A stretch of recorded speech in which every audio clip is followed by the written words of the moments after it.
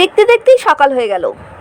রাতটা যে এত তাড়াতাড়ি কেটে যায়, অথচ দেখো সারাদিনে এত কাজ থাকে, কাজও শেষ হয় না, আর সময়টাও যেন এগোতে চায় না। আর এই পৃথিবীতে সবচেয়ে দামি জিনিস হলো এই সময়, যা নিজের নিয়মেই চলে।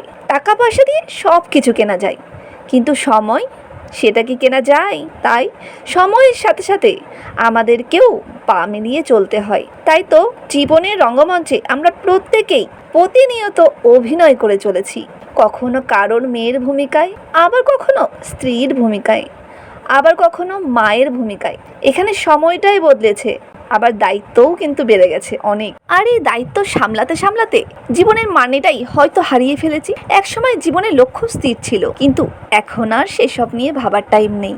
পথটা যে অনেকটা পার করে এসেছি, এই জীবনে আর কিছুই হবে না। তবে এটাই ঈশ্বরের কাছে প্রার্থনা, আবার যদি পুনর্জন্ম পাই, তবে জীবনের স্বপ্নগুলো যাতে বাস্তবে পরিণত করতে পারি।